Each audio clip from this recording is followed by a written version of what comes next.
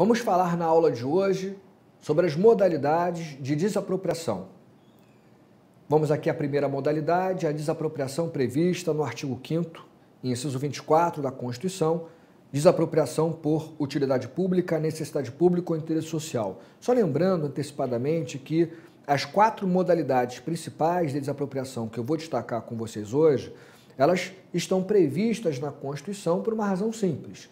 É a Constituição Federal que garante o direito de propriedade como direito fundamental, no artigo 5º. Então, a própria Constituição Federal vai trazer as exceções ao direito de propriedade, ou seja, os casos em que o Estado pode retirar esse direito fundamental dos indivíduos. Esses casos envolvem uma intervenção drástica na propriedade que a gente denomina de desapropriação. Então, a primeira hipótese está no artigo 5º, 24, a desapropriação por utilidade pública, necessidade pública ou interesse social. Essa é a desapropriação ordinária, ou seja, a regra geral, que pode ser utilizada por todos os entes da federação, entes federados podem todos eles fazer essa desapropriação, ainda que a propriedade atenda à sua função social, pois não há aqui sanção ao particular, mas sim necessidade de atender o interesse público. A Constituição Federal, no 5º 24, diz, então, que os entes federados podem fazer desapropriação por esses fundamentos, utilidade pública, necessidade pública e interesse social. Nesse caso, vai haver uma indenização prévia, justa e em dinheiro. Regulamentando o artigo 5º, inciso 24, nós temos 2 leis importantes. O Decreto-Lei 3365/41, que foi recepcionado pela Constituição com status de lei ordinária, é o principal diploma em matéria de desapropriação. E nós temos a Lei 4.132/62. Essa última lei fala especificamente da desapropriação por interesse social. 2 características principais. Todos os entes federados, como já vimos, podem se valer dessa desapropriação regra geral, União, Estados, DF e municípios, e a indenização é prévia, justa em dinheiro. Só um detalhe aqui, gente, a competência para legislar sobre desapropriação é da União Federal. O artigo 22 diz que só a União pode legislar sobre desapropriação, artigo 22 da Constituição. Mas a competência para desapropriar, a competência administrativa para executar a desapropriação, ela é comum a todos os entes federativos. Segunda modalidade de desapropriação, aqui no slide, desapropriação urbanística ou desapropriação de imóveis urbanos, é prevista no artigo 182, parágrafo 4º, inciso 3 da Constituição, e regulamentada pelo Estatuto da Cidade. Então, essa desapropriação se refere ao imóvel localizado na área urbana, que não atende à respectiva função social, ao imóvel não edificado, subutilizado ou não utilizado. Nesse caso, a Constituição Federal estabelece um rito de medidas, um rito que deve ser adotado pelo poder público antes de fazer a desapropriação do imóvel urbano que não atende à função social. Então aqui, primeiro, diz a Constituição Federal, o poder público vai primeiro notificar o proprietário para dizer que ele não cumpre a função social, estabelecer um prazo para que ele cumpra essa função social do imóvel urbano. Ultrapassado esse prazo e nada foi feito, o poder público vai estabelecer o IPTU progressivo no tempo.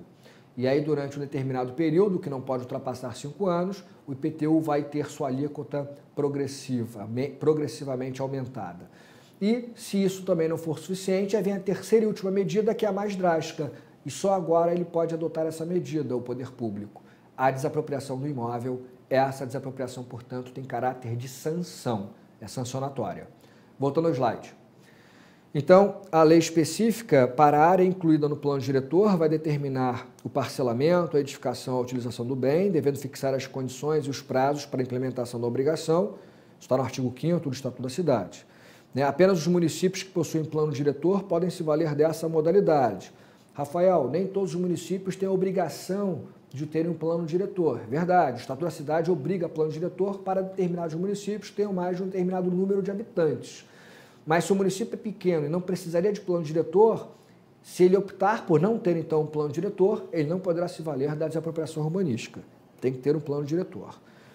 Como eu disse, aqui o próximo slide esclarece mais uma vez, há uma ordem sucessiva de medidas e sanções que o poder público vai ter que observar. Então, como eu já tinha mencionado, primeiro notifica o proprietário para parcelamento, edificação e utilização compulsórios. Se isso não for frutífero, vem a segunda medida, IPTU progressivo no tempo. E, por fim, a desapropriação do imóvel urbano. Características básicas. Se lá na regra geral todos podem desapropriar, aqui só o município ou o Distrito Federal, que também tem competências municipais. Indenização. Lá na regra geral a indenização é justa, prévia em dinheiro. Aqui, como se trata de uma sanção, a Constituição Federal estabeleceu indenização em títulos da dívida pública, que serão resgatáveis em até 10 anos. A terceira modalidade de desapropriação é a desapropriação rural ou desapropriação rural para fins de reforma agrária. Ela vai se referir ao imóvel rural, que não atende à sua função social. Ela vai sancionar o proprietário, portanto, que não cumpre a função social do imóvel rural, e ela só pode ser utilizada pela União Federal. E o objetivo dela é a reforma agrária, como aparece expressamente no artigo 184 da Constituição. Então, ela é também uma desapropriação sancionatória, assim como é a desapropriação urbanística. A diferença é que ela se refere a imóvel rural, e nós vamos ter também alguma diferença em relação a pagamento e a competência para promovê-la. Quem pode promovê-la é a União Federal apenas. Só a União pode aplicar essa sanção de desapropriação rural prevista no artigo 184. Vamos ver daqui a pouquinho que a indenização ela vai se dar também através de títulos da dívida. Aqui, regulamentando essa desapropriação, nós temos a Lei 8629/93, com regras de direito material, e a Lei Complementar 76 de 93, com regras processuais. Bom, rapidamente uma comparação aqui, a gente quando fala nessa desapropriação rural do artigo 184, é a desapropriação sancionatória. Essa só a União Federal pode se valer. E é uma sanção ao particular, como vimos, que descumpre a função social do imóvel rural. O pagamento vai se dar através de títulos da dívida agrária, eu ainda vou destacar isso no outro slide. A gente não pode confundir isso com a desapropriação regra geral que vimos no início do encontro de hoje. O poder público, e aqui isso vale para a União, Estados, DF e municípios, o poder público, lato sensu, pode fazer desapropriação para atender à utilidade pública, necessidade pública e interesse social. E dentro do interesse social, você pode colocar também a reforma agrária. Se os entes federativos, não só a União, mas também Estados, DF e municípios, quiserem se valer da regra geral, eles podem desapropriar imóveis rurais. Mas é nesse caso, todos poderão se valer dessa desapropriação, mas o pagamento vai se dar de forma justa, prévia em dinheiro, porque aqui o fundamento não vai ser a sanção. O fundamento vai ser o artigo 5º, inciso 24 da Constituição. Vedações constitucionais para essa desapropriação rural sancionatória do artigo 184, algumas vedações aparecem no artigo 185. Não pode a União Federal aplicar essa sanção àquele que tem uma pequena e média propriedade rural, desde que ele seja o único proprietário. Desde que ele não seja proprietário de outro bem ou de outra propriedade. A propriedade produtiva também não pode ser objeto dessa sanção por parte da União Federal. Características básicas dessa desapropriação sancionatória rural para fins de reforma agrária, só a União pode se valer do artigo 184, sanção, e a indenização, como eu já antecipei, é através de títulos da dívida agrária agora, com esse nome, resgatáveis num prazo maior, se você comparar com a desapropriação urbanística. Lá é título da dívida pública resgatável títulos da dívida pública resgatáveis em até 10 anos. Aqui, títulos da dívida agrária resgatáveis em até 20 anos.